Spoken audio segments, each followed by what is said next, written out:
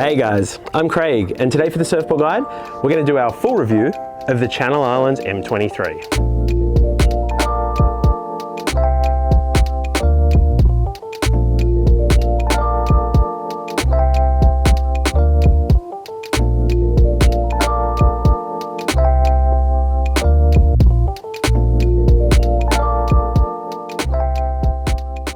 So this is my Channel Islands M23, and I believe it's a stock 6.6, which is 6.6, 20.5, 2 and 11/16, and it's 39.4 litres. I'm 5'10.5" on a tall day, about 95 kilos on a light day, and I normally ride shortboards around 5'11", at about 32 litres. So this is the M23 by Channel Islands. You would have seen a while ago we put out our initial thoughts, which is kind of like our intro into the board. Lets you guys know I have it. I may have surfed it, may have not. I can kind of talk about my feelings, the initial thoughts on it. And you guys can also raise questions around fins and anything else you want to see in like this full review. So that was epic. I got lots of questions, mainly 2 questions times about 50. Compare it to the the Chili mid-strength and what's it like with a twin fin. So I'll talk a little bit about both of them in the review today. So looking over the M23, kind of got a performance hybrid mid-length outline. I definitely feel like it's more shortboard inspired. Then I feel like the mid-lengths in that high 6 to 7.6 kind of range can kind of go 2 ways. They're either longboard inspired and they've got like a fuller rounder nose. So like you would have seen like CI mid or something. I feel like it's a bit more longboard inspired. Or you got ones that kind of follow this more of a shortboard path. I've still got a bit of point in the nose, more of a shortboard outline, performance-y tail, rocker, and I definitely feel like that's the M23. So looking over it, pointy-ish, hybridy round nose, holds a lot of its width through the center. It's pretty wide the whole way through the board, holds that width.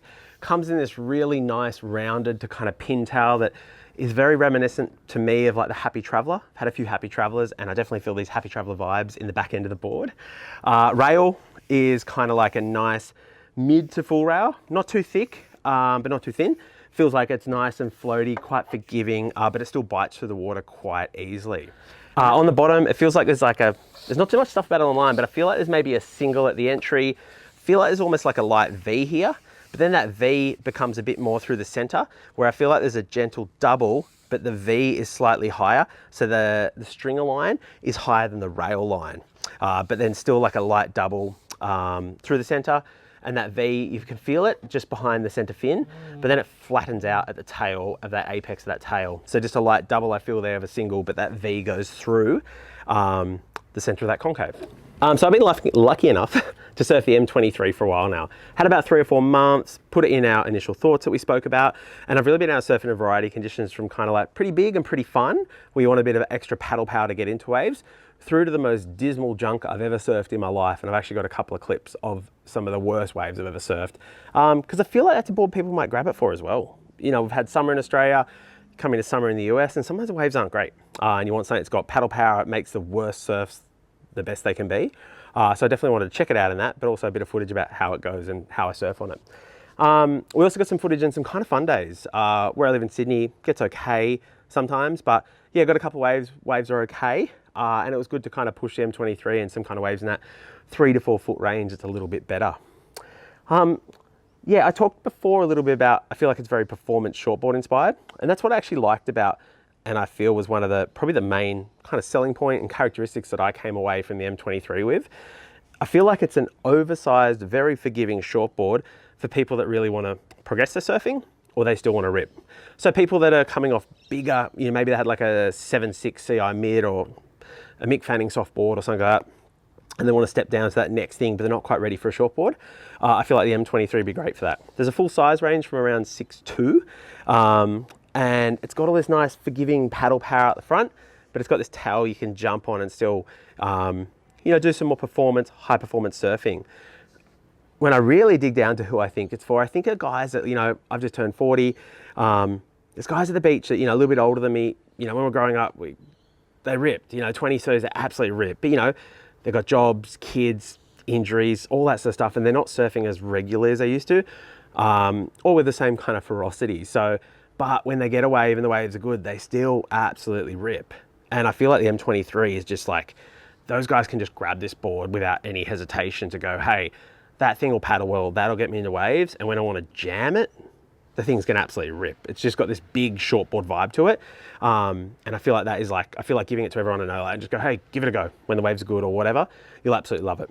What I also liked is a wave we surf near where I live. When it gets a bit bigger, it's nice to have some kind of paddle in sort of power to get into nice and early. It's pretty full, big round, bumpy, fat faces. You can do wraps and all that sort of stuff. And it felt cool. I was getting into things nice and early with this volume here. But like I said, I surfed a bunch of Happy Travelers, and I feel like the back end of this got this like Happy Traveler vibe with the round tail and then the thruster setup. So I could jump back on it, and I felt like it was something I knew, and I was very confident in how the board turned and the rail went through the water. And like I said, it's kind of got a foolish rail, but it's not crazy. It's not too thick that it doesn't bite through the water, and it feels quite soft through the water. It's quite forgiving. So yeah, kind of worked in like knee high, absolute crap. Through everything, it just kind of worked. On those bigger days, I didn't really get it in some like sucky heavy stuff, but I feel like if you can get into them early, it would handle drops and it'd surf really, really well in that stuff too.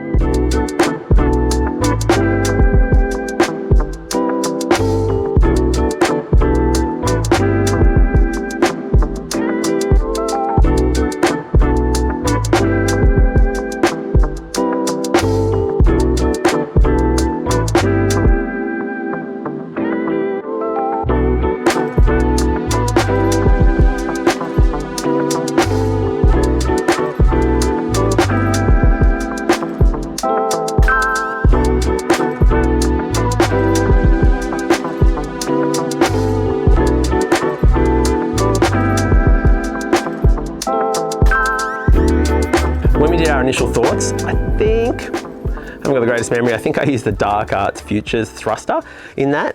Had the board in the car, don't think I had fins except for these. They are not what I would have normally grabbed for it, but they felt really, really good. And I'm pretty lazy, so I was pretty close to just leaving these in for the whole review and going, hey, get these Dark Arts fins. They're not available in Australia, they're only available in the US. And they're probably not the perfect fin for it, but they did surf really, really well. They're a glass construction, they're quite stiff. They're a speed control fin, and these are the large template. So they felt really good. But well, after that, I'm like, well, wait, now I'm being less lazy. What do I put in the board? So I grabbed the AM2s, which is a large AMs by Futures, and they felt pretty good, but they felt a bit big, which is funny because they have a nice flex and everything. So I'm like, I'll go down to the AM1s, and then they felt a little bit small. So it feels like the Three Bears or whatever with the beds they're trying to get. But anyway, what I grabbed next was the AM1s, but in the Tech Flex. So the Tech Flex is a carbon construction, a little bit stiffer than the normal glass construction the regular AM1s come in, and these felt absolutely perfect. The stiffness gave them a bit more control, didn't feel like they were bending or they were too soft, but the smaller template, you know, just didn't have quite as much hold as the large template that I felt was a bit big. So I felt like with this long 6.6 rail line and the large fin template, the board didn't have the release that I really wanted it to, but brought it down to a medium AM1 and in the in the Tech Flex construction, absolutely perfect. I thought I'd bring them both out. Futures have recently redesigned them, so this is what they look like now, and until recently, this is what they look like. You'll probably still find these in shops, and also, I think, and also if you have a set, I just thought I'd bring them both up so you know what they look like. To the burning question, I got lots of questions about putting a twin fin in it. Yes, I put a twin fin in it. Thank you for your recommendations. I tried the AMTs and the Rastas. No, I'm not putting a keel in it. The keel fins, the boxes are too close to the rail and the keels are gonna hang over the rail. No keels, I'm so sorry. But thank you for asking. The AMTs felt absolutely epic. Really funny, would never put them in. Almost thought it was kind of laughable, but so many people asked. I'm like, well, give it a go. The AMTs, really cool design. They're the Almeric twin fin with a stabilizer. Had nice hold with the twins in the front, and then the stabilizer just gave it the ultimate kind of control. Didn't take the stabilizer out. I just feel like it would have been too loose with this big 6.6 and this twin fin setup. But the AMTs felt really, really good. Tried the Rastas as well. They weren't quite as great, but they felt pretty good. So yeah, if you do get the the M23, you want to put a twin fin in it, AMTs were epic. But if there's a fin you like the MR T1 or whatever, something you're used to or whatever, just give it a go and go from there. I probably wouldn't go out grabbing new fins for it. But if you're looking for a set of fins, you don't have twins and you want to put one in it, the AMT was absolutely epic. Overall, the M23 was absolutely epic. Had heaps of fun on it, from waves, the most dismal junk you've ever seen in your life, through to kind of semi-pumping fun waves. It was really, really good. It was funny, I said earlier, I feel like it's more shortboard inspired than it is longboard inspired. because I was speaking to Devon Howard from Channel Islands, and he's an amazing longboarder, also amazing surfer. Bit of footage of him on the M23, and he absolutely loves the board. He surfs it with a really kind of timeless, almost like that cool longboard style. So it kind of almost goes against completely what I said, but anyway.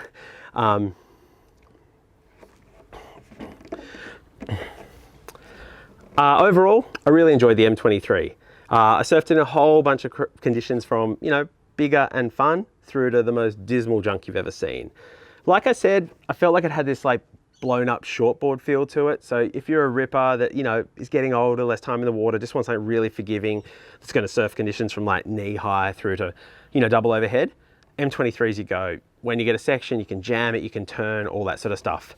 In saying that, with those sort of like shortboard feel and who it's for, Devon Howard, who works Channel Islands and is a big promoter of this board, surfs it with a very timeless longboard style and draws really nice lines on it. So I think it can have that kind of mid-length kind of longboard feel to it. I guess it matters what, you know, where your surfing comes from. Devon's surfing comes from amazing, you know, at the highest level longboarding, and mine comes from some really D-grade shortboarding. But, you know, I still like to jam a turn and stuff like that when I get a chance. So I felt like this was super capable of it, and I guess you can make whatever you want of it. It's a really fun, forgiving board that's easy to paddle, easy to get in the waves, and it's really, really easy to surf.